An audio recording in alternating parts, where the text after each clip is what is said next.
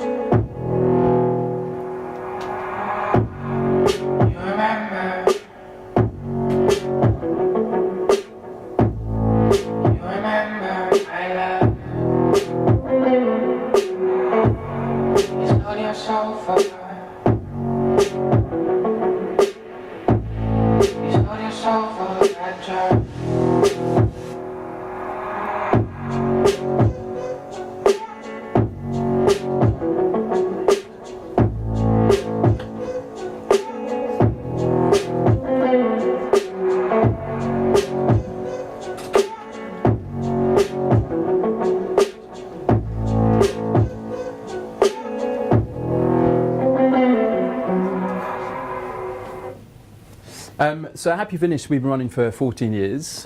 We started off doing retouch, so that's still retouch, moved into CG, then into visual effects, animation, and the interactive department started up about 4 years ago. We recently opened a department that focuses on AI, and I'll go into AI in a little bit of detail because 360 and virtual reality will become more intrinsically linked with artificial intelligence, but I'm just going to sort of touch on that. We have offices, a number of offices around the world,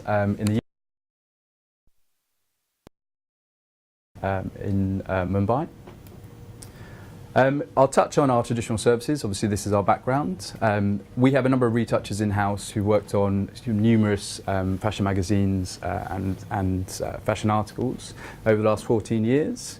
This puts us in a very good stead when it comes to looking at doing sort of interactive and virtual reality experiences, because we can leverage these skill sets and put them into the experiences we build. So we're here to talk more on the interactive side.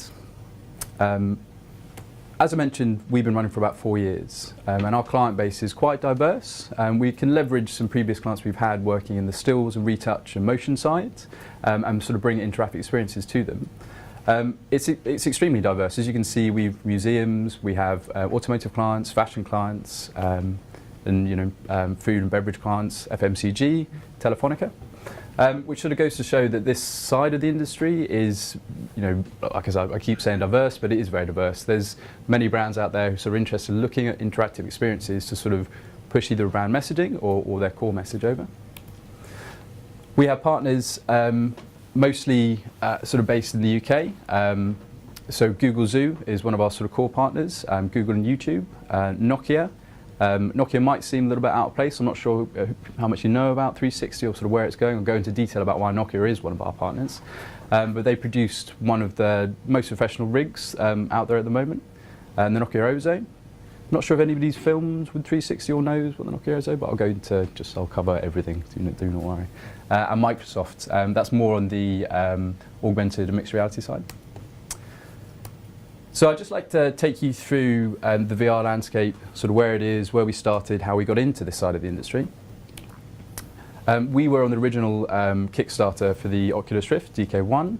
Our CEO had a sort of test of the Oculus, was in a French scene, a street scene I believe, put the headset on, loved the experience, took it off and felt some sort of loss because he'd left it. And I think at that point it was like, okay, this is a focus for us moving forward. So after getting the DK1, not much happened for a couple of years. The industry was relatively quiet. At the time it was a relatively small team. And that's not to say that virtual reality is particularly a new phenomenon, sort of starting back in 1962 with Morten Helling creating the Sensor Armor, which is sort of a 4D experience. I'm not sure if anybody popped down to the Trocadero in the 1990s, tried a very limited VR headset, and that was, in some senses, the first real consumer-facing VR. You go to an arcade store, put the headset on, have an experience, whether you liked it or not. The tech has come on quite a lot. So I mentioned 2012, the Oculus DK1 was released. And then stuff started to pick up quite quickly. Facebook purchased Oculus, Google brought out the Google Cardboard, YouTube supports 360, 2015, Samsung Gear is launched, Twitter, Vimeo's actually not on here, should be added, and the Oculus Rift consumer headset came out. And so more devices are out there, more quality devices out there. So the fidelity of the experiences are going up, they're cheaper to purchase, and in some cases, like the Samsung Gear and the Google Cardboard platform, you don't even need to have a huge computer to run these experiences on. The market, there's a lot of speculation out there. This is actually a relatively old slide. I'm sure this may have changed, but 182 billion by 2025. So this is a space that really you should be looking at, should be investing time in to sort of understand. How does it apply to your clients? How does it apply to your business? As I sort of mentioned, there are a number of headsets out there. This is a prediction for, I think it was in early 2016, for how many headsets would be out by the end of the year. That's 9.6 million. By 2020, 64.8 million devices out there. And at the end of 2016, we'd actually there were more headsets out there, so something like 11.4 million. This doesn't actually take into account how many Google Cardboard devices out there, which is around 50 million. The Google Cardboard, although it's quite a rudimentary device, it democratized virtual reality in the sense that it's a very small flat pack piece of cardboard you can put on, you can have an experience on, which is great. So that really moved the experience forwards. Obviously for brands it's good because they can send these out in mass format. We did a project with the Indian Times where we printed 3 million. So we like to think that we're sort of helping to push this along a little bit. As a reference for just the general uptake of sort of how 360 virtual reality is coming along, this is a graph showing the first iPhone releases in comparison to the Samsung Gear releases. So you can see the difference is not huge. By the end of the first year, they're sort of almost at the same level the iPhone was in the first year of release. So what is virtual reality? So virtual reality, in a sense, is, this sort of slide sort of explains it, isolation, stimulation, and interaction. It's taking somebody away from the space they're in and putting them into another environment. Presence is a word that's been bandied around in this industry quite a lot, but that's sort of the end game, that's the goal, to make people feel that they're no longer in the place they were when they put the headset on, or they experience something or they take something away from it. So VR is a term that sort of encompasses two actual slight elements of interactive filming and virtual reality. You've got a linear 360 and you have virtual reality. So most of the stuff people will initially see, which is online, will be a linear 360 film, which will be an experience you don't actually have too much control of. In a sense, your only real control is you are your own editor. In virtual reality, you have more control. So if you push something, something pushes back, which sort of adds to the level of presence I mentioned before. And I've got a little slide that sort of explains it a little bit clearer than I probably have. So as you can see, in the top one, this is a 360 video. Linear experience, you've got no real control over. Virtual reality sort of allows you, and this will be more on either a head-mounted display or an application, which has sort of issues with how many people you push it out to, because you have to download an app to actually experience a VR experience. But yeah, so you can interact with the world. So why 360? There aren't that many stats out there yet because it's a relatively new medium. But Google have been sort of looking to see if they can quantify why people are using 360, what are the real reasons. They found that completion rate on videos is almost double, and also brand loyalty is one of the key factors when 360 comes into play. This is a short video for just a 360 experience I really enjoy, and I think that if you can get a chance to see the raid, it's worth it.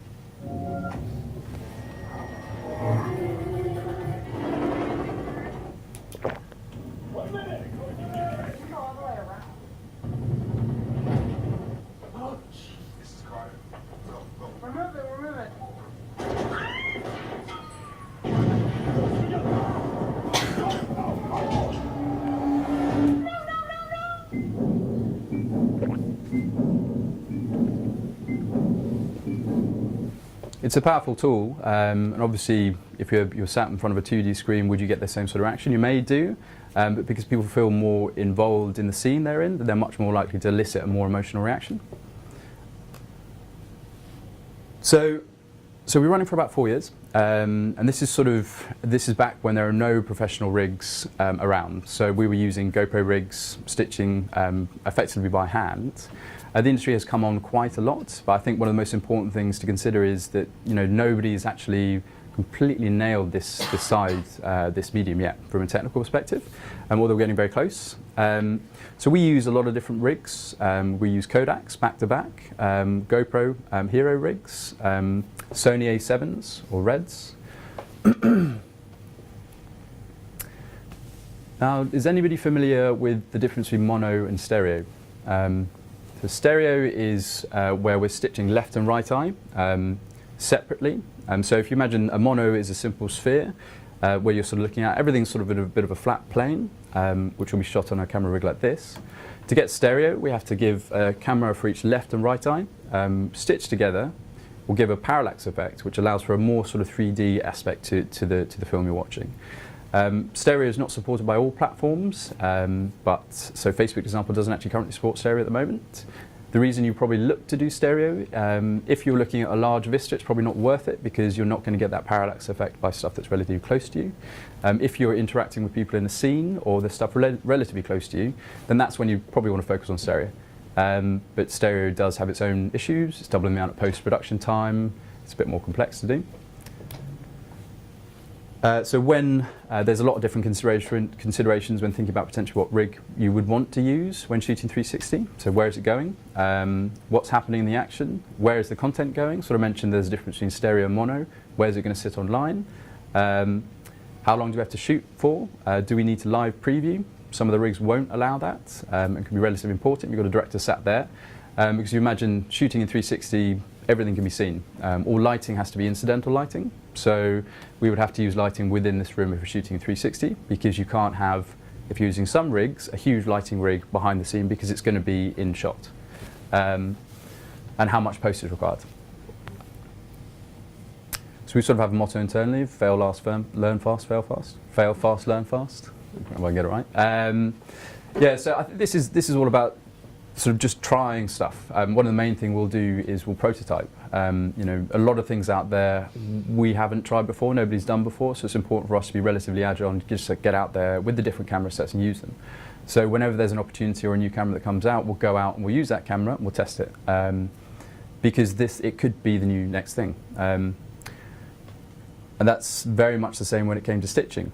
So traditionally, well, when we sort of first started, the stitching was extremely laborious. And we were sort of effectively stitching these images by hand. This is a mono footage of 4 cameras that is then stitched together into an equirectangular image, which is a flat plane. But this would effectively be wrapped around. And that's how you do simple 360. But yeah, so the stitching for this is difficult. If we're moving around on rails, it becomes even harder. If we're attaching this to a drone. There are stitching tools out there. So I can send, if anybody wants to know, I can send you sort of information about the stitching tools out there that we use. But it is becoming easier, which is great because that sort of allows us more time spent on the actual production, the visual effects, as opposed to stitching the actual image itself. So I'll just touch on what could be coming next. So there's a company called Lightro, and this is a relatively old video, but I'll sort of just play a sort of a minute of it. This is using light field capture technology. They'll do a better job explaining what it is than I will, so I'll just put this on. We're trying to content for virtual an end-to-end system to be able to create professional level content for virtual reality. At a conceptual level, we're building a capture system, and the way to think about it is imagine you have this spherical surface, right? And every ray of light coming from the outside world is captured and recorded. And what we're recording is 2 pieces of information. First, where that ray of light hits the surface, and second, the direction that light's traveling. If you can capture everything intersecting the surface, you've actually captured all the light from the outside world that would have passed through that volume. So you really have every ray of light within the whole volume. We collect enough ray data that we're able to recreate a model of the scene that's being viewed. And that recreation is not just what color are things in different directions, but actually how far away is each thing along each ray. As users move in the 6 degree of freedom experience, then we redo that computation at a kind of theoretical or conceptual level, and that's how we deliver an experience that's truly immersive. Lightroom Merge consists of a radical new camera design that, for the first time in history, captures the full light field volume and gives consumers a 6 degree of freedom experience within that. It includes the Lightroom Merge server, which gives you all the storage and all the processing that you need in order to capture and manage all that data. So this is really, really exciting. This has been sort of promised for some time now, and obviously it's quite an expensive device that comes with a huge server rack, but effectively it's capturing light, tracking where the photons of light are coming from, time coding them so that you would be able to travel down that light path. And what that means, if we were capturing this environment here, hit play, hit records, 5 minutes in, I'd be able to hit stop, don a VR headset, and then sort of walk around the scene. So for sports activations, this is going to be absolutely massive. And there's 101 different uses this could potentially be used for. This is the rig as it looks at the moment, so it's not actually a sphere. So I mean, they are quite a way off of sort of nailing this type of technology, but it's super exciting. And I think it's always important to sort of look at what could be coming next, because this is a route. There may be different technical routes to actually get there. So photogrammetry or videogrammetry may be a way to sort of do that sort of scene in VR, but we're yet to see. So what have we been up to in the last 6 months? We have all of the experiences I'm going to go through here in the room next door. So if you guys want to check them out, more than welcome to. So we produced 3 films for the Tate recently. The reason I'm bringing these up is because they have got an exponentially large amount of views for the experiences. So over 7 million views on the Facebook platform. So the Tate have been using this sort of out of the museum themselves to sort of drive interest. What's it on the Facebook page? And overall, they've been extremely happy with them. The Georgia O'Keeffe experience is the most viewed video they have on their channel. And that's very similar to a number of projects we've done across 360. So there's, if we're doing something innovative or we're doing something new, people are much more inclined to actually look and take time to view it. So these are up there shortlisted for a couple of awards, so hopefully you get a chance to check them out. I can show you a short clip of the Robert Rauschenberg. I want my work to be make you proud of yourself and make you care about the world.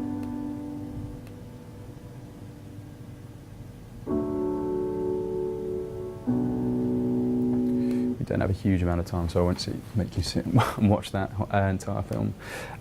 So another recent project we've done is for Ted Baker, which is a 360 shoppable experience. I'm bringing this up because it's relatively important because, as I mentioned before, there isn't actually that much statistical data to prove 360 and prove virtual reality. So it's difficult for someone who's not really experienced too much of it to look at potentially going down a 360 route. This is very interesting because it's a shoppable experience. So we did the 360 film, which is in a standard film format and also sits on the Ted Baker website. You're able to go into the experience on the website and then purchase.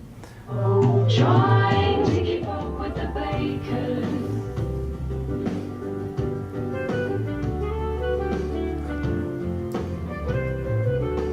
Everyone's out, now that it's spring. Looking for a scandal in everything. Trying to keep up with the bakers. Keeping up with the bakers. The envy of all the neighbors. Get all the gossip on the bakers. Yeah, once again, we've got that, so you guys can check it out, definitely. But obviously the client's extremely happy with it. It's done very, very well as a standalone piece. It stands out because we're using cinemagraphs instead of sort of live action shots. Very soon we'll have that data and we'll build a case study which we can fire out, which will be out there to say, look, this was done for X and this is the return that we're seeing from it. And there's not actually that many case studies out there, or any, to be honest, that can prove that. Another recent project we've done, which is a mix of live action and CG, is for O2. This is for a suite of experiences we're building for them, working with the England rugby team. we also have this, so I'll just play a quick video because we've only got about 10 minutes. Have you got what it takes to play for England? Must be the new recruit. Your spot's over there. Today, we're going to be tackling our captain, Big Dylan. It's time to wear the robes. It's going to be a tough challenge, but listen to my calls and you'll get through this. Get comfortable in your position. Timing on the engage is key. Right, it's us three against them. We need to score a try. You're at fullback, we'll be supporting you. I'll give you some tips as we go. Good luck.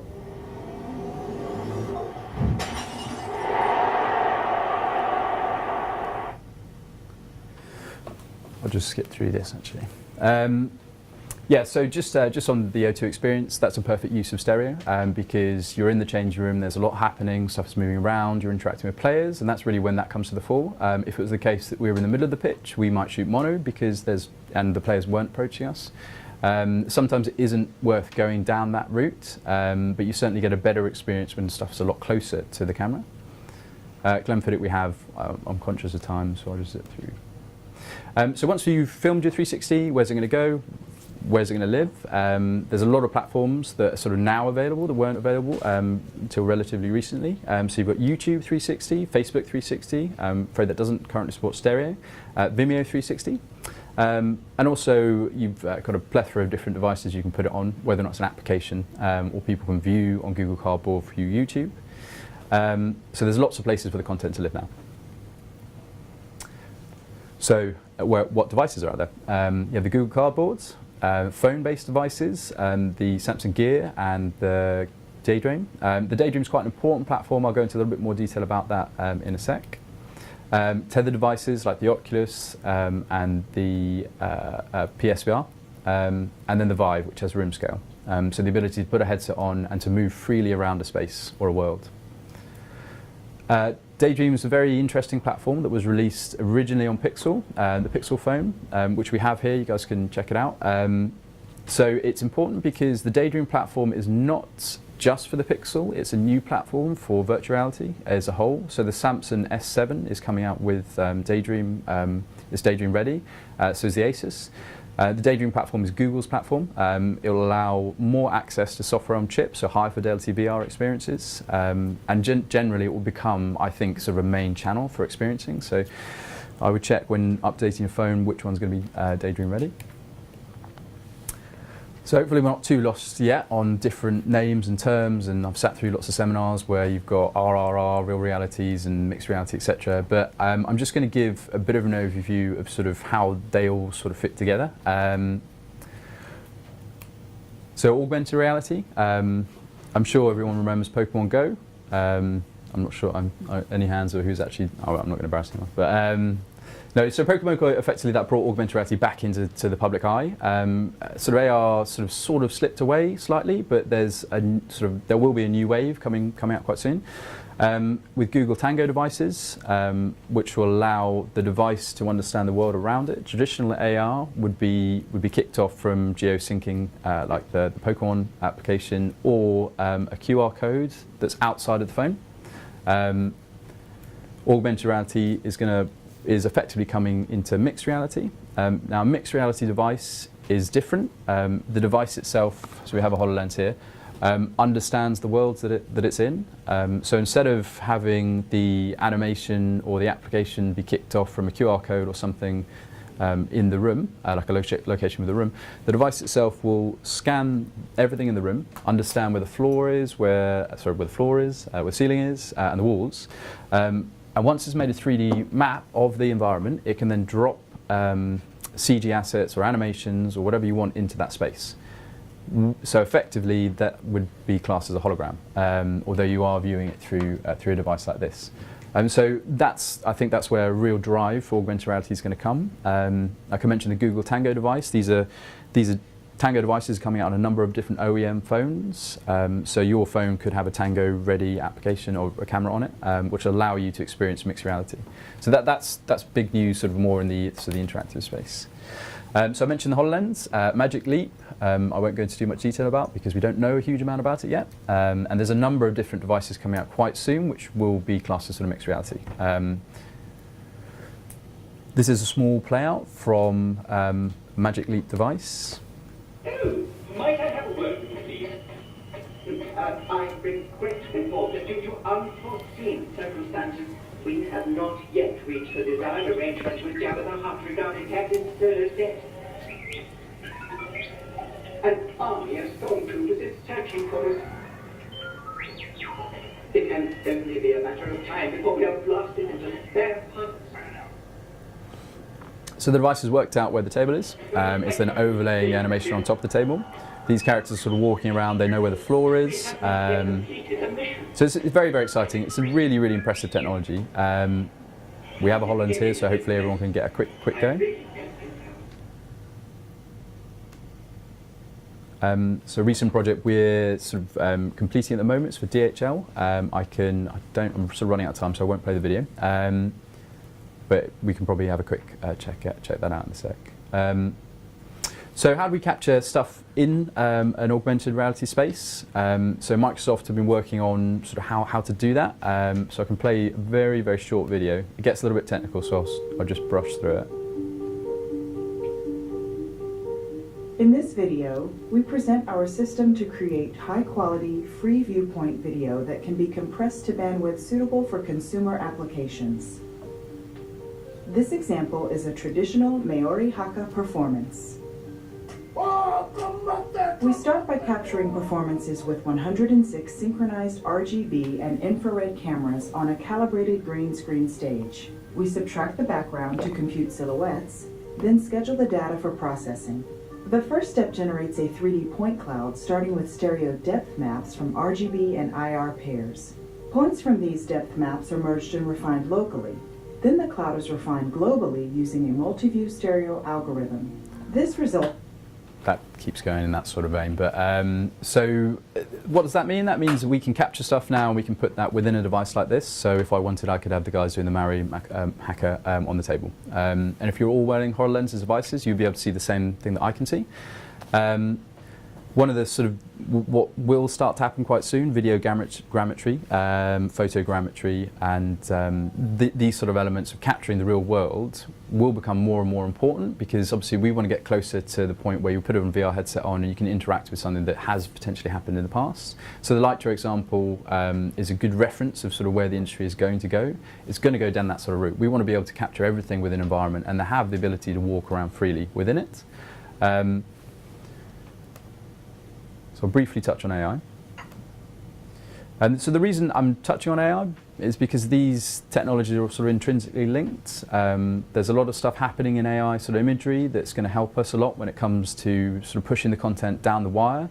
You know, we can capture 8K plus if we need to in 360, but we need to make sure that the consumer can actually reach that, can download that level of quality.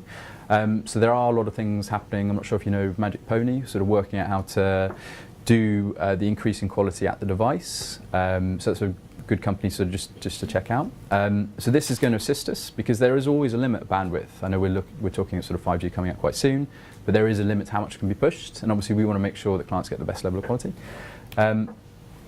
We recently produced a AI project for Unilever, Dove, sort of focused more on how sort of Dove's campaign message is everybody's beautiful. They asked us to do a slight stunt. So we took over the largest screen in Europe, the JC Deco screen in Waterloo, and we asked a neural network to run out of 4,000 images and produce. So effectively it will run 4,000 images, work out what a human face looks like, and then produce its own replication of a human face. To then be put on the Dove screen, the Dove main screen, to say this is the new campaign model, effectively. And obviously there was a huge backlash because she turned out to be an Aryan, blue-eyed, blonde. You know, there was a huge amount of backlash from not necessarily the Sun and sort of more the Times, but a lot of people sort of blogging, sending. I think the funniest one I saw was, I'm not sure if you've seen The Exorcist in the scene where she's puking green bile. A mother sent an image of that saying, "This is what I look like when I've just been looking after my baby." So those sort of things, and that was the reaction they wanted. Which was great. But that's not necessarily the best use of AI. I mean, it's great because obviously advertisers are now looking in this sort of space, and that's going to help us fund more, more of our own development work. There is a lot that can be done here. Also, a piece we did for eBay. It's an emotional tracker. We would scan people's faces, and using data in the face, we'd be able to tell you what products you wanted to purchase. But so I'll just briefly touch on sort of how AI can be used in 360. There's something called style transfer, and this is a very, very rough piece of R&D that we didn't do, somebody else has done in Amsterdam. Style transfer is where you can teach a neural network to understand the style of an artist. So in this example, it's Starry Night. And then when it's run over the image, it can imbue the styles that it's picked up from that painting or that image, and then cast that onto any image. So you could do this in 2D or 360 or whatever you choose to do. And I think there's a lot of different applications for this in the future. So just obviously not just style, you can change the look of buildings. You know, this could change how sort of post potentially could be done. Or as our dev tends to do at the moment, he's trying to work out which is a chow, asking an AI network like which is a chow and which is a muffin. So a lot of people sort of seem to be relatively scared of AI. I think it's something that can enhance what we're doing, and it's very much sort of open playing field at the moment. I would suggest just looking into it. And something new that's come out recently, I'm not sure if you were as sad as me and watched the whole Google I/O 17 cast that happened last week. But there's a new headset coming out, a new type of headset. So we've covered off sort of where mixed reality is. This is something called WorldSense. So it's a full enclosed VR headset that makes understanding of the world around it.